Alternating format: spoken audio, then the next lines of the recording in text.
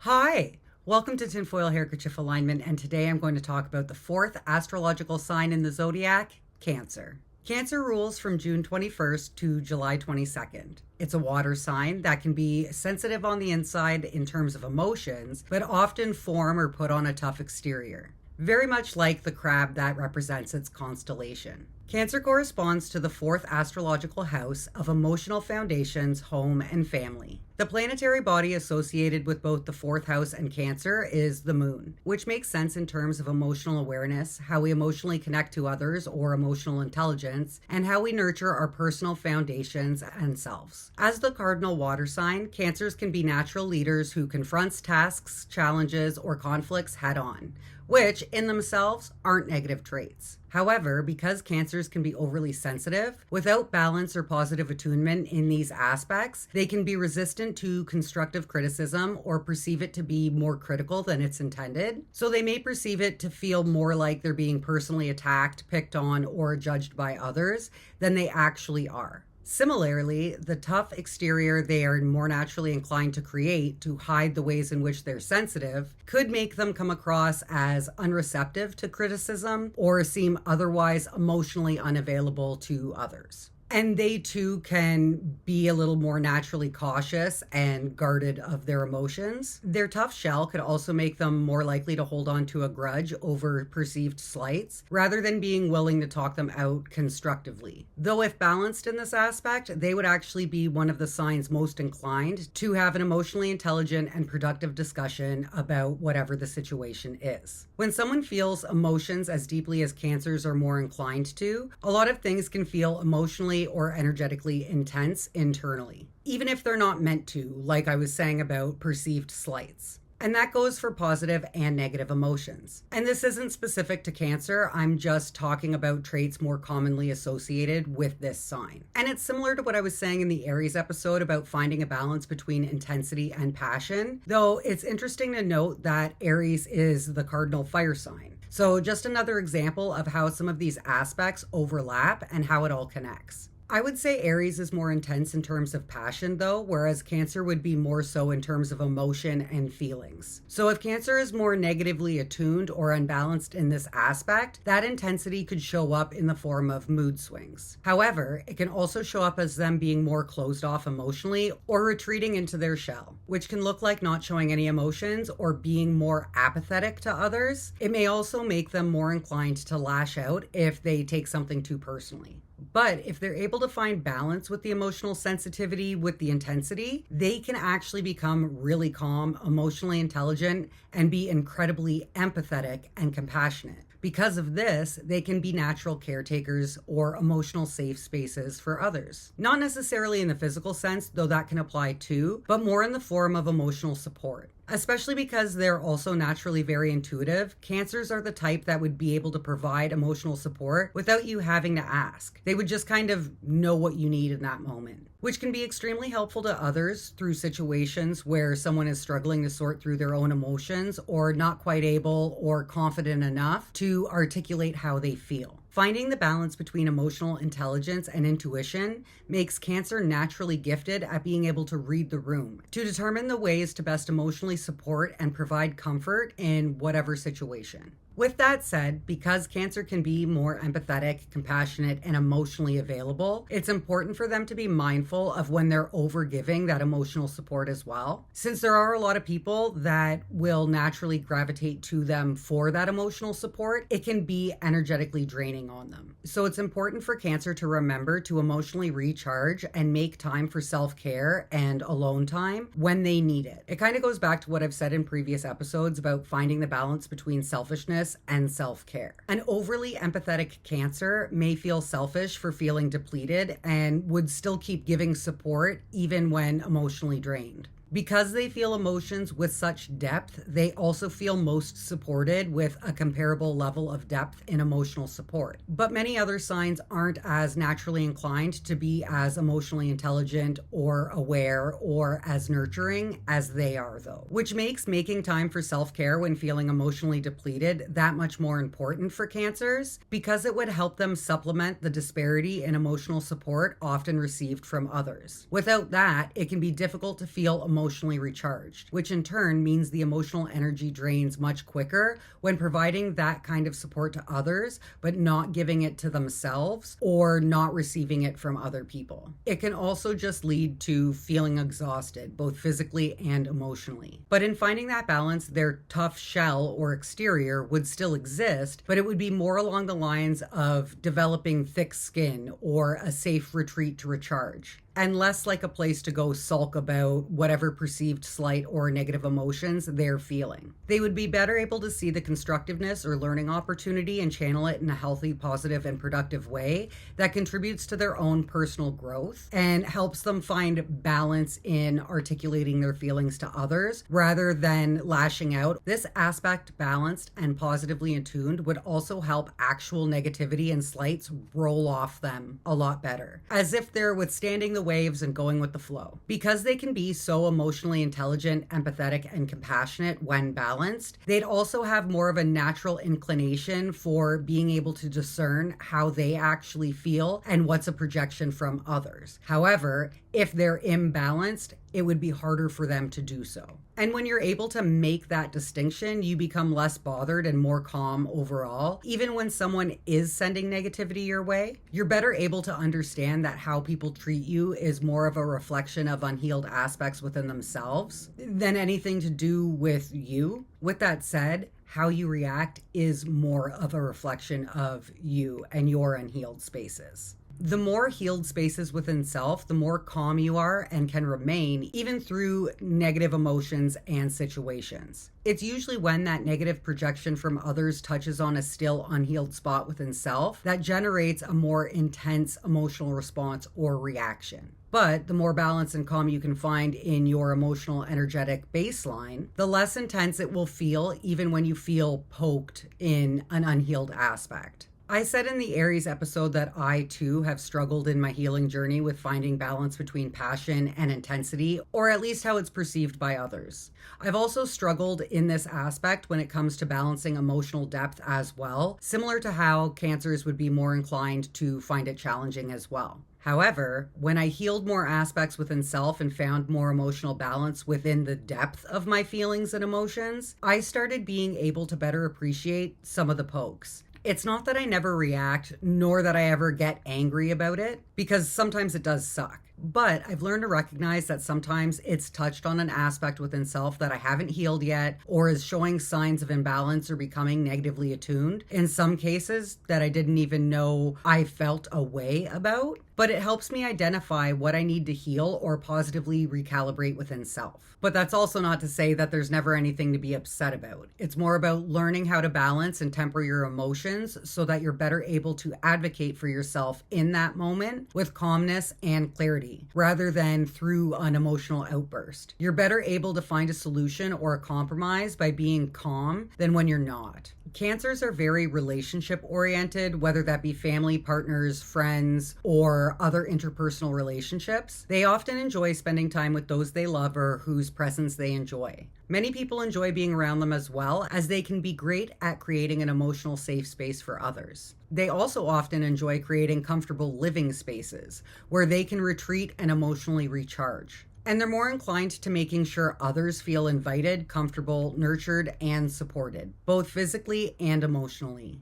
Though they enjoy being around others, emotional connections, and find comfort in familiarity, that can also look like neediness, codependency, or resistance to change if unbalanced in some aspects. I would say in particular that could be in the sense of not maintaining healthy emotional boundaries, which could be things like over-prioritizing the emotional needs of others and not making time for self-care. Cancers are also inclined to be more nostalgic, so it can be harder for them to let go of or walk away from unhealthy situations or connections if that aspect is imbalanced as well. Imbalances in that aspect can also look like feeling stuck, regretting things they can't change, and longing for things from the past. Although these things are important to introspect on when healing aspects within self, it can be helpful to accept the things you can't change and change the things within self or a situation that you're able to, which helps with being able to move forward in a healthy, positive way and not be too hard on yourself over certain things. And that doesn't mean just giving up when things are hard, especially in terms of relationships. Again, relationships of any kind. It's more about appreciating the lessons within a relationship or situation without dwelling on how it could have been different. In situations where you're not able to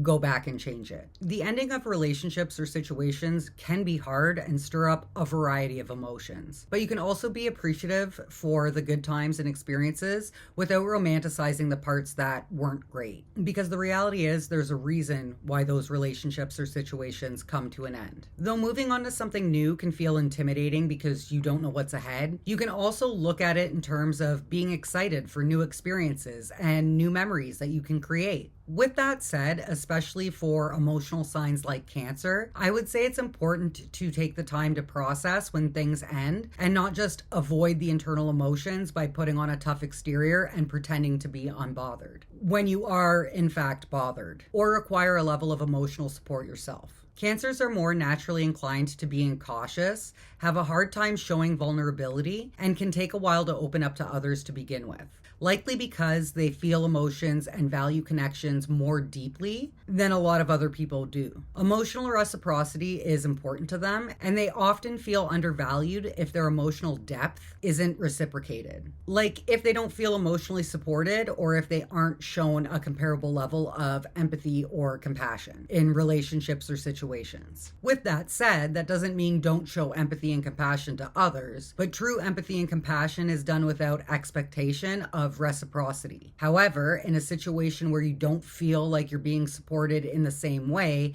in a more long-term sense when it comes to relationships or situations, then that's an indicator that there is an energetic mismatch. And maybe it's not the most emotionally healthy connection or situation for you to be in. Especially for a sign like Cancer, who are often so empathetic and compassionate that they're likely to take on the emotional burden or baggage of others, which in itself isn't a negative trait. But there's a difference in helping someone carry an emotional load to help them find their own stability when things feel heavy, and holding on to that for someone else to enable their resistance to their own healing. For example, if you're in a relationship with someone and you're bothered by something or have an emotional need, but don't feel comfortable bringing it up and trying to talk it out because you're worried about how they'll react, and then find yourself justifying why avoiding their reaction is more important than vocalizing your emotional need or having your emotional needs met. It's not fair to any one person to carry all the emotional weight in a relationship, in any relationship, but I'm going to use the example of partner for this. If your partner is unwilling to carry some of the emotional weight or make adjustments when you have a need or require emotional support, at which point it would be worth reevaluating whether or not that relationship or situation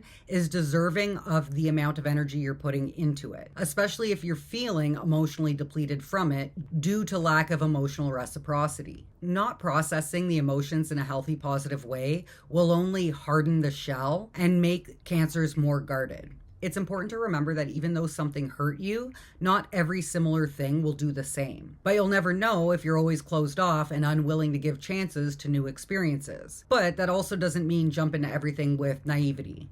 That's why it's important to find balance within the emotional aspects, especially for Cancers. The sign of Cancer is ruled by the moon, and moon phases are fluid, much like how Cancers display emotions and navigate, assist, or transform through cyclical patterns, which also makes sense as it pertains to Cancer and how their emotions and mood can change quickly and often, just like the moon phases. The moon also represents intuition, the subconscious, and perception, as does Cancer. This includes internal emotions and how we express them through action, expression, and our habits. Since Cancers feel emotions so deeply, I would say that perception and intuition, as they pertain to the aspects of this sign, would be learning how to balance feelings with logic when navigating different situations and relationships. The natural inclination to being intuitive and depth with emotion can make trusting your gut a lot easier for Cancers. However, accuracy would depend on healing and maintaining balance within emotional aspects, including their own insecurities. Being too emotional or insecure in certain aspects could cloud the lens of perception when trusting your intuition. With that said, it's still important to be analytical and logical and not relying solely on emotions or your gut when making decisions, especially with unhealed aspects or holes within self, and especially for a more emotional sign like Cancer. And all of that makes sense in terms of perception, intuition, and trusting your gut when considering the chakra associated with the sign of Cancer is the third eye. However, because of that, the cloudiness that insecurities can cause when it comes to intuition, I would also say that it would be important for Cancers to balance and focus on aspects within the heart, solar plexus, and sacral chakras, as aspects within those chakras will help with discernment, determining personal needs, and establishing healthy emotional boundaries, especially in terms of nurturing and caring for others, all of which help clarify the lens of perception that the third eye represents. Though the third eye chakra is associated with the color indigo, the sign of Cancer is associated with a variety of other colors. Silver and white are reflective of the colors of the moon and represent intuition and emotional purity. I interpret emotional purity to mean clear thinking, which is not coming from a purely emotional place, and just overall acting with good intentions, like treating others the way that you want to be treated and not how they treat you. Sea green and turquoise are soothing, calm colors that correspond more to water, the ruling element of this sign and where the crab is at home. Also, like a reminder of going with the emotional flow. Pastel blue and soft pink signify emotional healing, introspection, and compassion. But I would also interpret this combination as balancing more masculine emotional aspects, or the tough exterior, with the more soft interior of feminine emotional aspects in a complementary but not competitive way. All colors associated with the sign of Cancer are calm and soothing, which I think makes sense in terms of easing some of Cancer's moodiness and emotional intensity. The birthstone for June-born Cancers is pearl, though there are technically 3. Alexandrite and moonstone can also be considered the birthstones for June. Pearls represent integrity and purity and are great for assisting with finding your authentic self and personal purpose. Alexandrite is cool because the color appears to change when shown under different lighting, kind of like how Cancer changes its mood. Alexandrite can represent good fortune, transformation, and balance, which may help Cancers maintain balance within their emotions and finding calmness within self to help them not make decisions solely based on their emotions of the day. Moonstone helps cleanse negative energy and also helps soothe emotions to help rebalance. It's associated with the crown chakra and helps calm the mind and is said to help with insomnia and preventing nightmares. As someone who's struggled with this a lot over the years, these are the properties I appreciate most within this stone. I usually keep some close by to where I sleep because I find it to be helpful within these aspects. The birthstone for July-born Cancers is ruby. It's thought to help protect against negative energies, strengthen emotional bonds, and restore harmony and mutual respect within relationships of any kind. It's also said to help with finding clarity if you feel lost in your emotions, as well as help shield from manipulation, which could also help Cancers find a healthy balance with reciprocity in their interpersonal connections. Ruby is also thought to help boost energy, especially during times when feeling exhausted,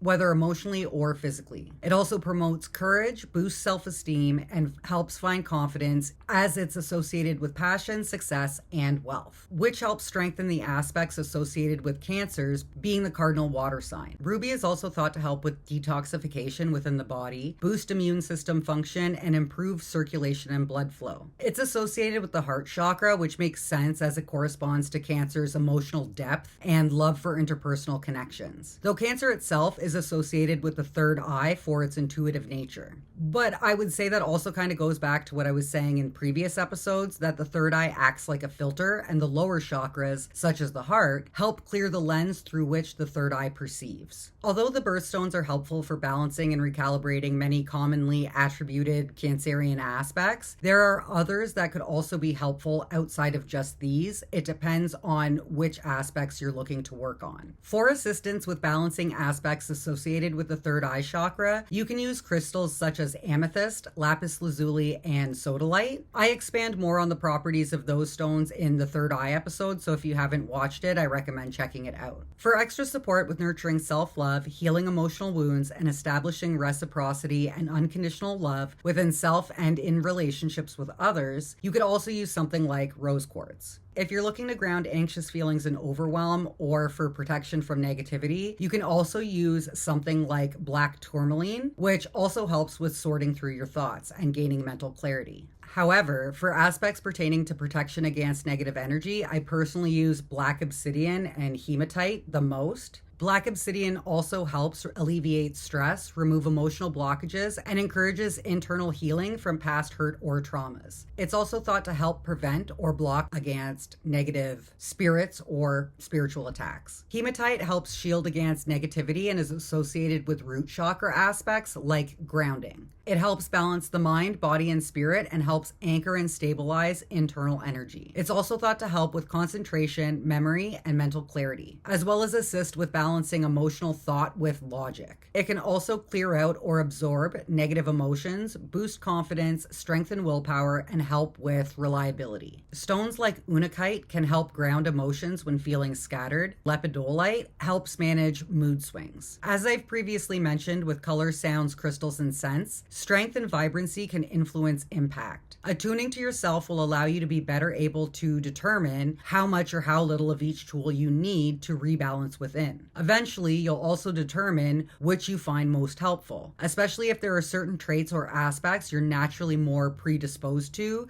that you want to balance out or want to maintain balance within. So I hope you've enjoyed this overview of some of the traits for the astrological sign of Cancer and how those can be better balanced out by healing aspects within self and finding emotional balance, which helps with better discernment and mental clarity as it pertains to the third eye chakra. If you're interested in booking any energy healing services or tarot and oracle readings, check out my Etsy shop or check out my other YouTube channel, Tinfoil Handkerchief Tarot, for general collective readings. Until next time, keep the peace.